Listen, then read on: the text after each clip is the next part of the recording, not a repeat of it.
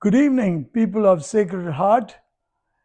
Father Mark has invited me as part of this Valentine's Day celebration to speak to you about marriage and about relationships. Even though I'm a celibate priest, it has always been my special interest to help couples to build their marriages and relationships on the rock that is Jesus Christ. In fact, I just published a book called Built on the Rock on Amazon. I'm sure Father Mark will tell you about it. So, I'm going to talk to you today about healthy relationships. Because people do want to have good relationships, but what makes a relationship healthy?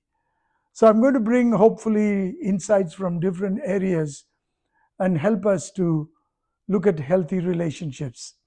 Let me start by reading to you a parable. It's called 80 Years. On the first day, God created the cow.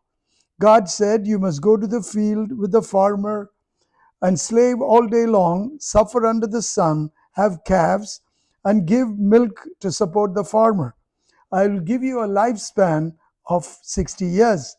The cow said, "That is too long of a tough life that you want me to live for 60 years.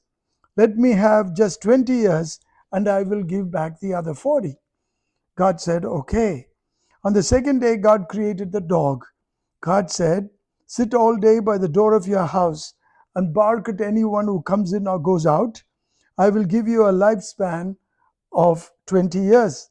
And the dog said, "That is too long to be barking. Give me 10 years and I will give back the other 10." And God said, "Okay." On the third day, God created the monkey. And God said, "Entertain people, do monkey tricks, make them laugh. I'll give you a lifespan of 20 years." And the monkey said, "How boring, monkey tricks for 20 years? I don't think so. Dog gave you back 10. That's what I'll do too." God said, "Okay." On the fourth day, God created man. God said, "Eat, sleep, play, have fun, enjoy. Do nothing but enjoy. I will give you a 20 years lifespan." And the man said, "What? Only 20 years? No way, man. You know what?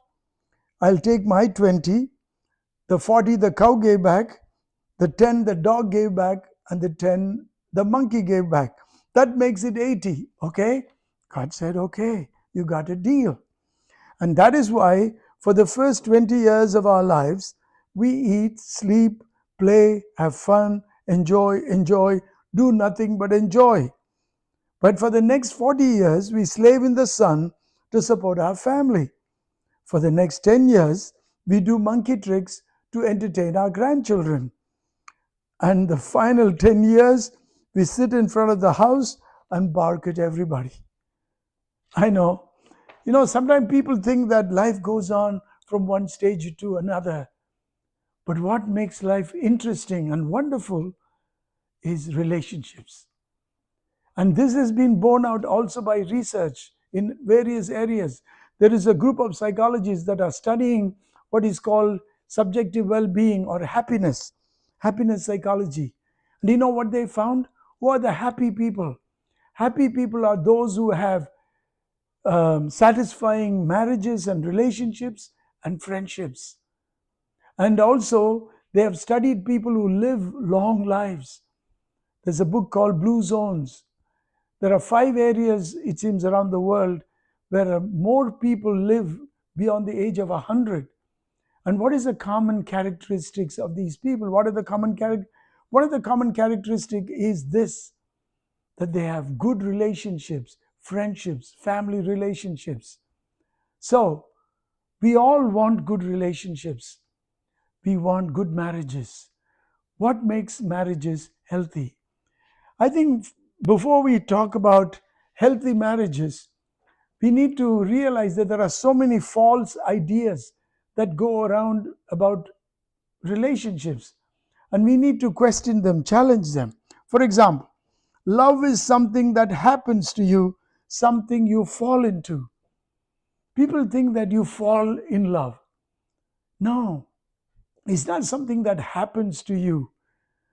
Love is a decision. you decide to love somebody. Even psychologists say that the honeymoon phase lasts maybe about 18 months. Then after 18 months, you get used to each other and you know all the good and the bad. At that point, you need to make a decision to love the person. Second, once you find your soulmate, loving will come easy. Nothing further from the truth. There was a book by a Swiss psychologist, Erich Fromm. It's called The Art of Loving. And there he says, many people think the problem with love is finding the correct object of love. And then love should come easy. No. Because many people think if I find my soulmate, love will come automatically. Your soulmate doesn't come to you all wrapped in a package. All you have to do is unwrap the package.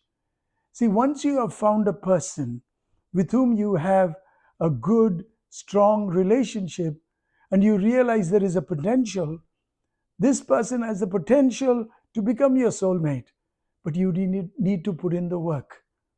Without the work, nothing is going to happen.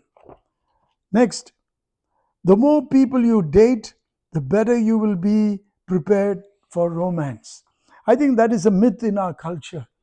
Many people think relationships are like playing baseball. The more pitches you face, the better batter you become. Not necessarily true. In fact, the opposite. The more people date, the more baggage they collect. Their hearts are broken so many times and put back together. I think people date for fun. I think people date seriously. So it is not like baseball. Then, as long as you and the other person understand and love each other, the opinions of other people and friends and family do not really matter. Some young people think this.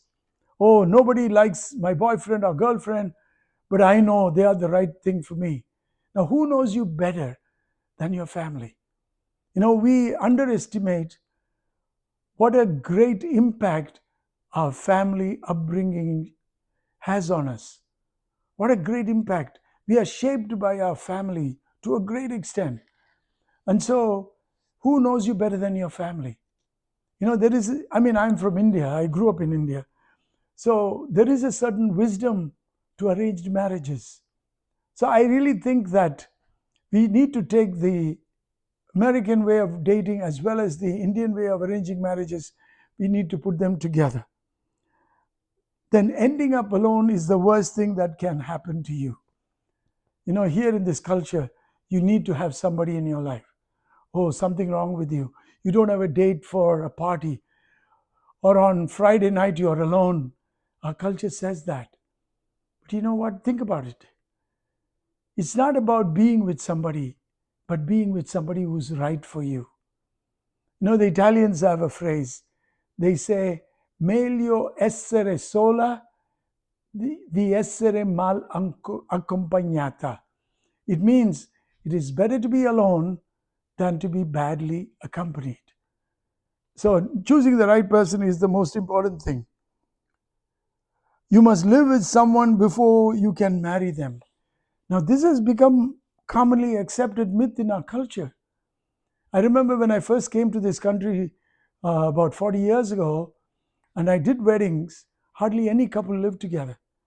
But now it has become accepted stage in the relationship.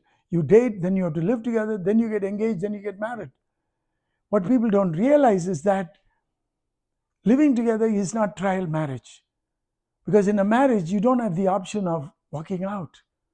Whereas when you live together, always at the back of your mind is this thought, if this doesn't work, I can walk away. So I think these are some of the false ideas people have about relationship. And people have to challenge them and get rid of them. So what is a romantic relationship? Now I'm going to a psychologist, his name is Robert Sternberg. He wrote a book many years ago entitled All You Need to Love and Other Lies About Marriage. So he says how, you know, what you call a romantic love is what he calls consummate love. So, as a result of his research, he gives what he calls the anatomy of consummate love. He says romantic love or consummate love has three ingredients. What are they? Intimacy, commitment, and passion. What is intimacy? Intimacy is your transparency with the other person.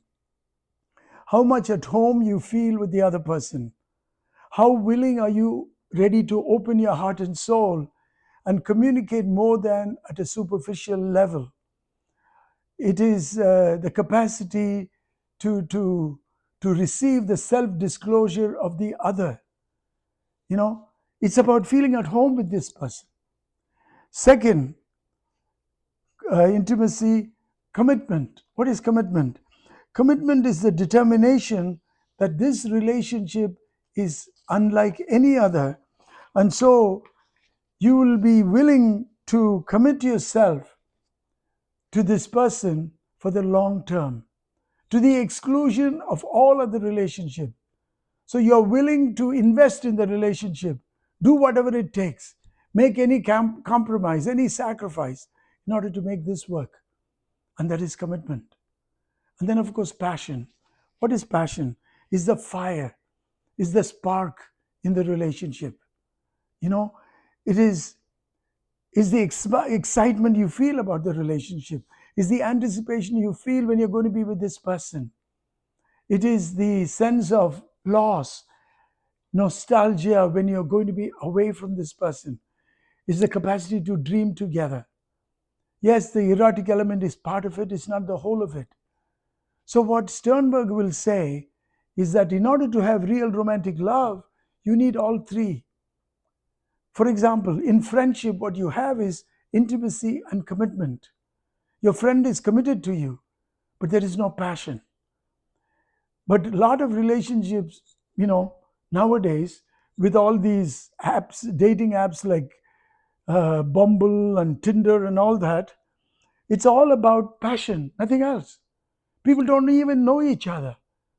And you break your heart with that. And then, you have some places you have sometimes a little bit of knowledge that is intimacy, but there is no commitment. And maybe there is passion and intimacy, I don't know. But to have romantic love, you need all three. In fact, what Sternberg will say is that the shape of, if you can, you can draw some kind of a shape to depict this romantic love, it will be an equilateral triangle. That means all the three sides are equal. And of course, he says, the course of the marriage, the shape of the triangle may change. In the early part of the relationship, maybe the passion is strong, but maybe later it's about the commitment because you're raising children and it takes a lot of sacrifice. So the shape may change. Some side may become longer than the others, but you need all three in order to have romantic love. And I wonder how many people are, really have all these three, even in their marriage. How do they know each other? Anyway, so, I hope you are with me so far. I've talked to you about 10, 12 minutes, I think. I hope you're not falling asleep. Because there was a priest once who was giving his homily in the church, and he was looking at a guy sitting in the first pew, and the guy was falling asleep. In fact, he was snoring. And the priest got upset, and he called his usher and said, "Hey, wake him up." And the usher said, "No, Father." He said, "What do you mean, no, Father?" He said, "Father, not fair." "What do you mean, not fair?" He said, "Father, you put him to sleep, you wake him up." I know. When we priests open our mouths, I know a lot of us go to sleep. Okay. Now what I'd like to do is, I have come up with a few questions to test your relationship. You know what I mean? Because I think A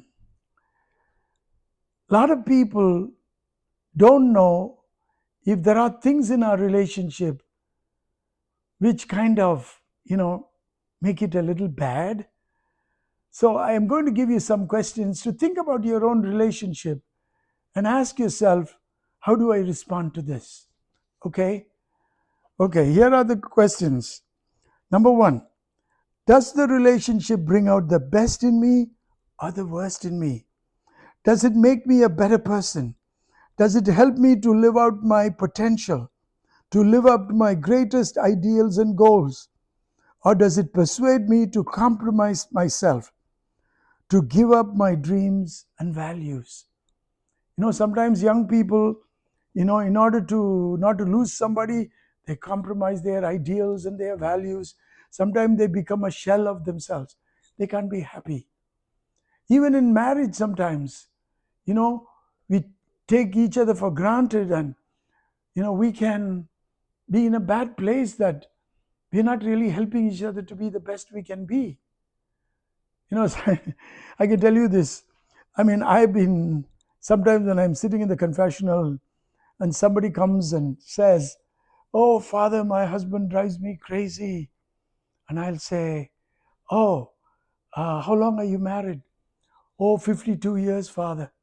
I'll say, "No wonder."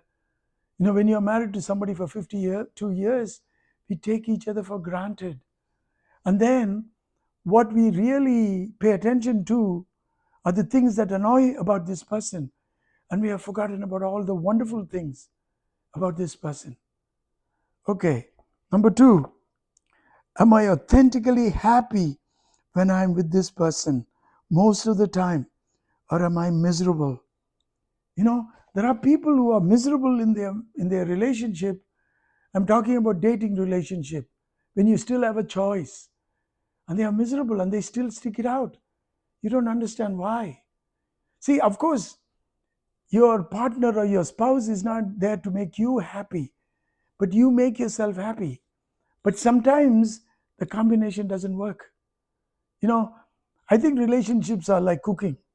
In cooking, you have different ingredients. Certain ingredients are good by themselves, but you can't put them together. For example, you know, garlic is a great ingredient. Most cuisines use garlic. Where I come from, in India, we use a lot of garlic. I lived in Italy, Italians without garlic, no way. But then you got the other ingredient, chocolate, loved by most people, the food of the gods. But you can't put garlic and chocolate together, right? Exactly.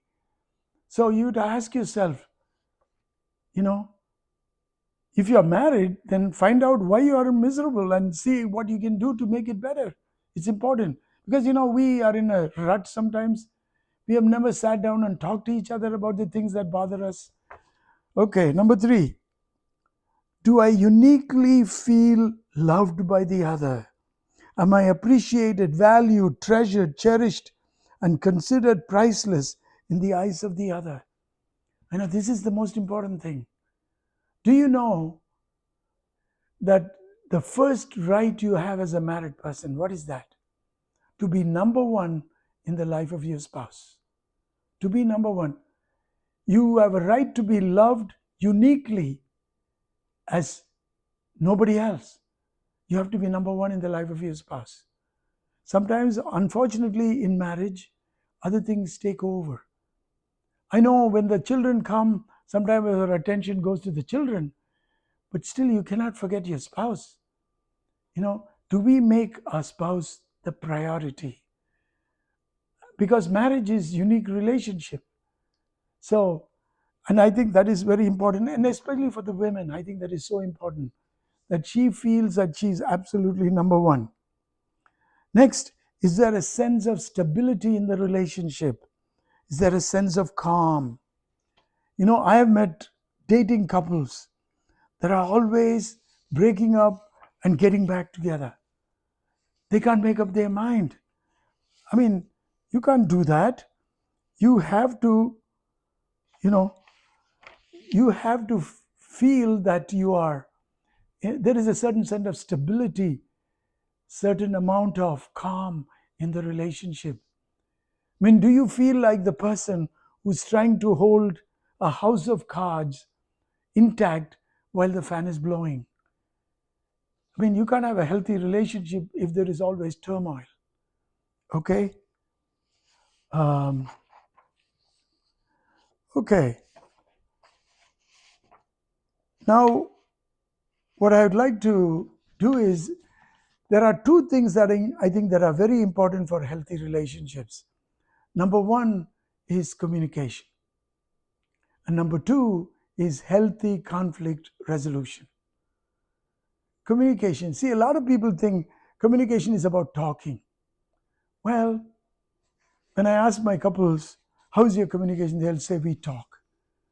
Now, you can talk and talk till you're blue in the face, and if your spouse doesn't listen, does not pay attention, is not open to what you're saying, does not understand, is not willing to negotiate and compromise, and is not ready to give up their position and accept yours, you know what? There is no real communication. These are what I call the 6 channels of communication. When one fails, the whole process fails. So it is very important. So for me, communication is not just talking, but it is about being open to your spouse, always being reciprocal with your spouse. So look at it this way. Your spouse is constantly reaching out to you. How do you respond to them? Now, a lot of people think, we build our marriage in those extraordinary moments like when your spouse takes you on a romantic night, like a Valentine's Day or a date. No, you actually build your marriage in the ordinary moments, everyday moments. How do you react to your spouse when they reach out to you in the everyday moment? Let me give you 2 examples. Let us say the couple is watching television, and I'm sitting here, and my spouse is sitting here. The remote is next to me, and I like what I'm watching.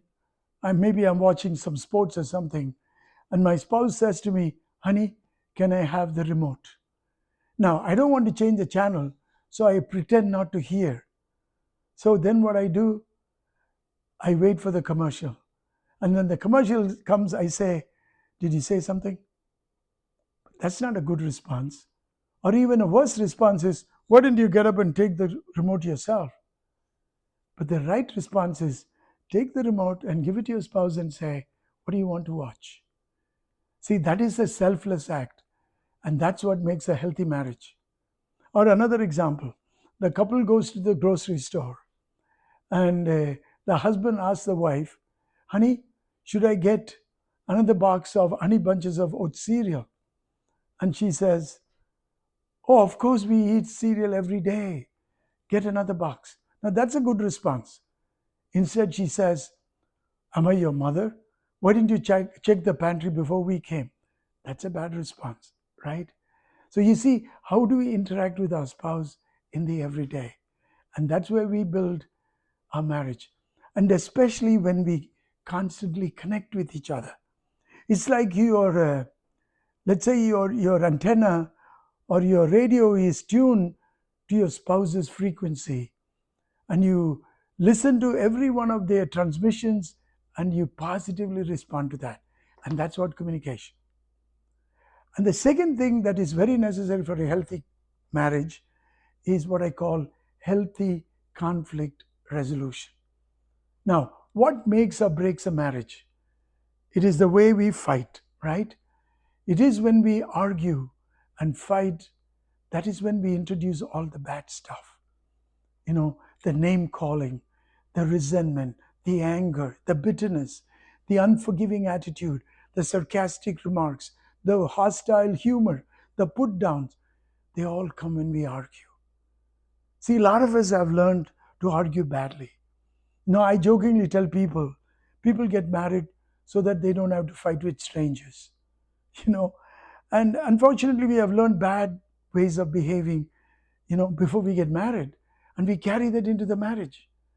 We need to learn how to resolve conflicts. What is healthy conflict resolution? See, every couple has conflict. I mean, you cannot avoid that. We do have conflict. But the issue is, how do we resolve the conflict? Healthy conflict resolution is resolving the conflict without introducing all the bad stuff.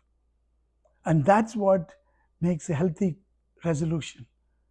So let me tell you, there are certain bad behaviors that people do that actually contribute to the unhealthiness of a marriage.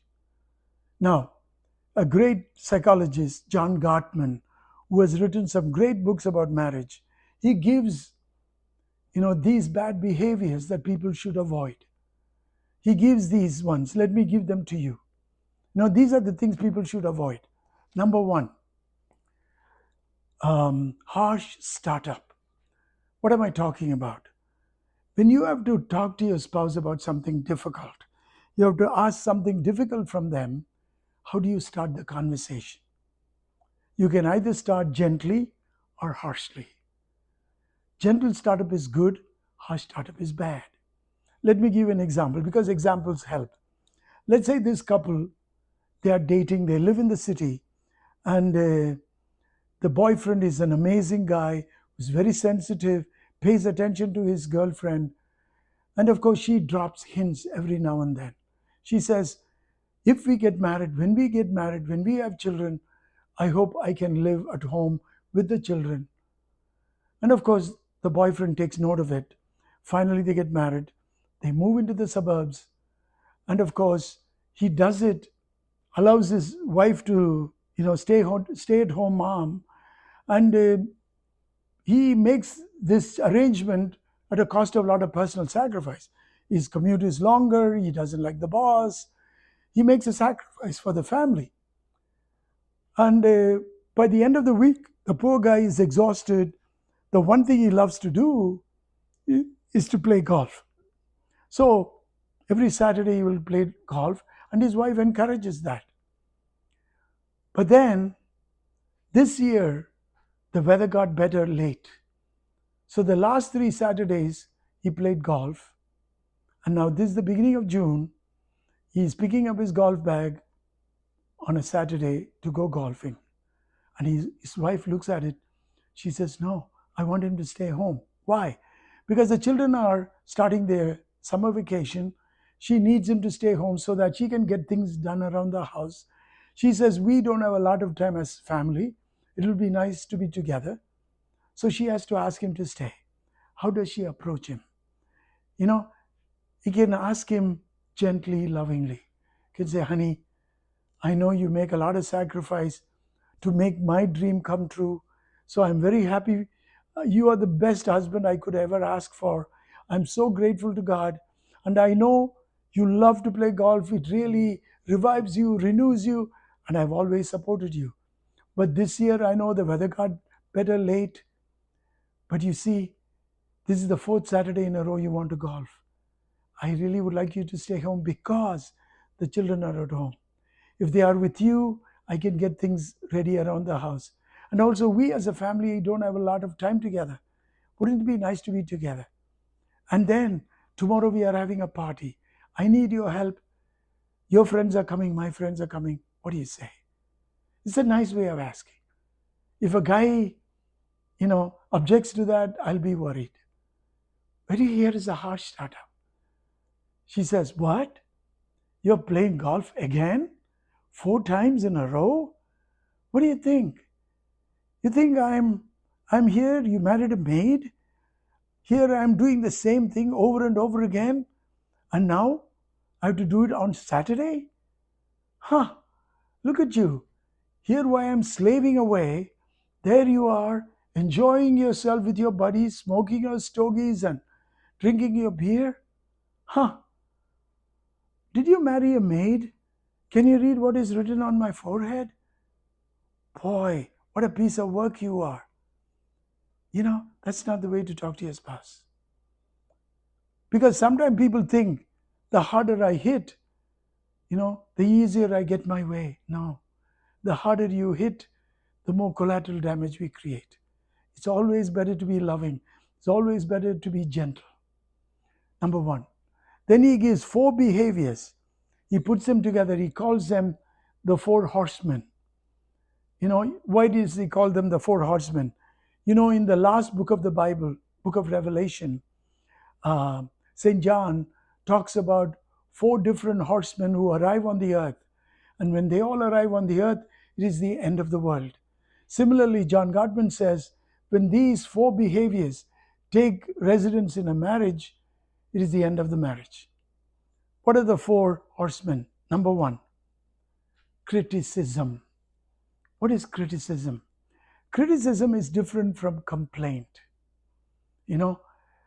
Complaint is the expression of a grievance. It does not attack anybody.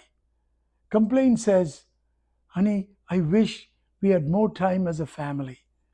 It's not blaming anybody. It's just saying, wouldn't it be nice if we could spend more time together? That's a nice thing. But whereas when she says, what do you think, you married a maid?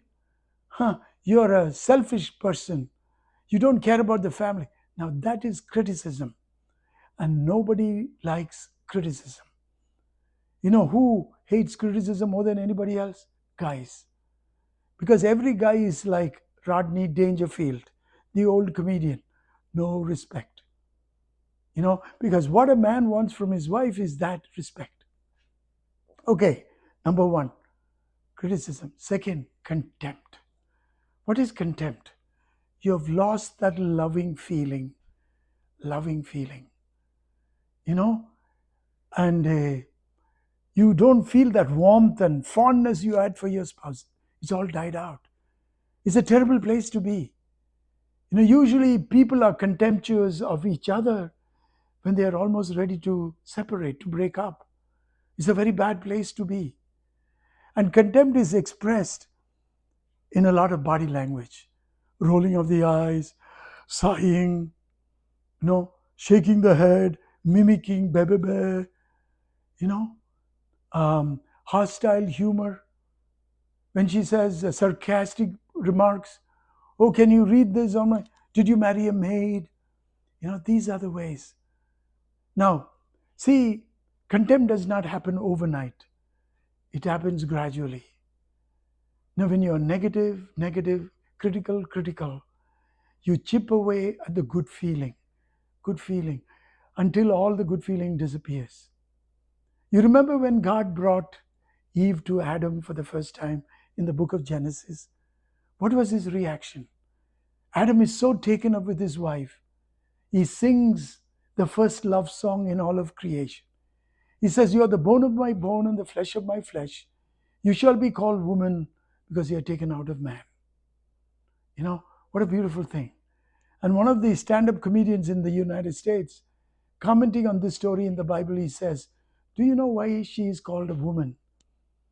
Because Adam took one look at her and he was so smitten, he said, ooh, man. See, every spouse should be able to say that all the time. How did I get so lucky? Instead, what happens, they're contemptuous of each other. That's a very sad place to be. Number 3, stonewalling. What is stonewalling? I'm upset with you, so I'm going to build a wall of stone around me and put you out in the cold. I ignore you. I give you the silent treatment. Different people deal with being upset in different ways. I know that sometimes it's the man, sometimes it's the woman. Maybe when you were single, when you got upset, you pulled away for 2 days. But once you get married, you can do it only for half a day. And don't go to bed without acknowledging your spouse. Because if you do that, your spouse is going to be wondering, does my spouse still love me? You don't want to do that. So if you are really mad, say something like, you know what, today, I hate your guts. I want to kill you, but remember, I still love you. Good night. Let me tell you a story. So there is this couple that is fighting and they're going to bed and they are too proud to talk to each other. Then the husband realizes that he has to catch an early morning flight the next day. And he always overslept, never heard the alarm. So he wants to ask his wife to wake him because she gets up at 6 in the morning to do exercise. But he is too proud to ask, so he writes a note. He says, "Please, can you please wake me up at 6 in the morning when you get to exercise? I need to catch an early flight at 8 o'clock." And he puts the note on the end table on her side of the bed. Next morning, he wakes up at 7:30. He missed his flight. He's so mad. He says, "How could she do this to me? Can she be so mean?" and all that. Then he looks at the end table on his side of the bed. There is a note. "Wake up. It is 6 a.m. I know. Can you believe that couples can do this? So, that is stonewalling. Number 4, defensiveness. Defensiveness. What is defensiveness? One person says a grievance, a complaint, and the other person takes it as a criticism. And then so they take that and attack the person with the same thing. Give you an example. The woman says, "Honey, I think we had more time when we were dating. I wish we had more time together." She's only asking to have more time with him, which is a good thing. But he takes it as a criticism and he says, "Oh, is it my fault that we don't have enough time together? What about you? You go and take your mother to the doctor, to the church, shopping, and then you hang with your sisters at least a couple of times a week. And then you go to that stupid thing, what is that, book club or something? And now you say, I don't make time?" No way. She didn't mean that. You see, if he reacts like that, the next time she doesn't want to bring up anything. And that's not good for the communication in the marriage. So these are 4, what I call, horsemen that we need to avoid. So I think couples have to look out on this. So when you avoid these behaviors, then you can. So you try to resolve the conflict without introducing all the bad stuff. Okay, now I'm coming to the end of my talk. I just want to say, what does a man want from the woman and what the woman wants from the man? The man wants 3 things from the woman. Number 1, he wants her to tell him how he makes her happy. Because the man's goal in his life is to make her happy. When she tells him that he makes her happy, he's very happy. Number 1. Number 2, he wants her to respect him. Because every man is a little bit, he's not secure in himself. Almost all of us. And the one person who can make him feel secure is his wife. Number 3, if he makes an effort to help her, she should appreciate him for the effort he made and not point out where he failed. For example, if he vacuumed the living room, appreciate him for that and just not say, "You didn't vacuum the bedroom." Or if he washed 10 plates, don't tell him, "You didn't wash the 5 plates." Do you know what I mean? Just appreciate him for the effort he makes. And he loves that. So those are the things a guy wants. What are the things that woman wants? The first thing a woman wants is absolute, total, unquestioning loyalty. A woman wants to always feel that he is in her corner. She wants to feel that. And let us say his best friend is his wife's boss, and something happens that goes wrong at work, and your wife was wrong and your buddy was right. You don't take your buddy's side, you take your wife's side. And that's what she wants. For example, you're driving somewhere and you know the way, but your wife says, "Turn here." It's okay, turn there. It's all right. Make her happy. So that is number 1. She wants to feel she is number 1. The second thing she wants him to tell her how beautiful she is. Never stop telling her that. Just like a man feels insecure about himself, every woman feels insecure about the way she looks.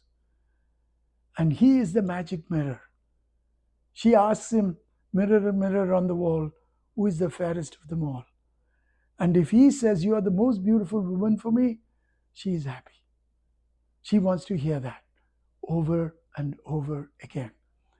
And therefore, a man should never look at another woman or comment on another woman in her presence or in her absence.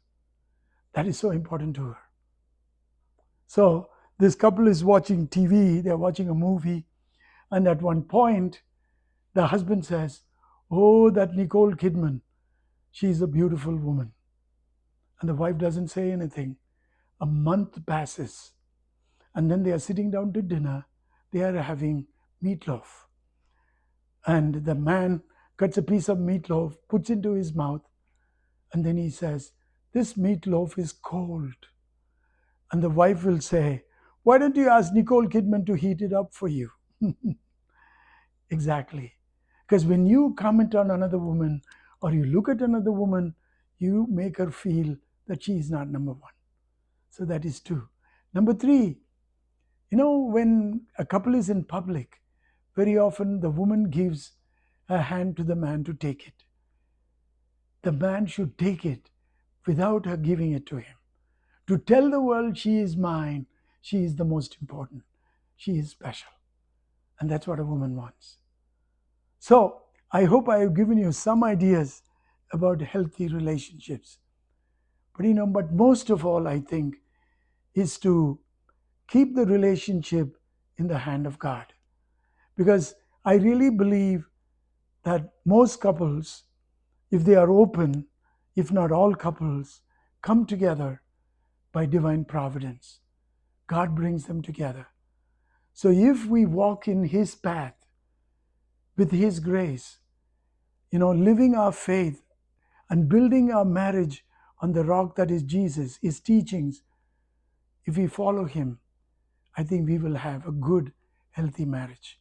On this Valentine's Day, that's what I wish for each and every one of you. God bless you, your marriage, and your family.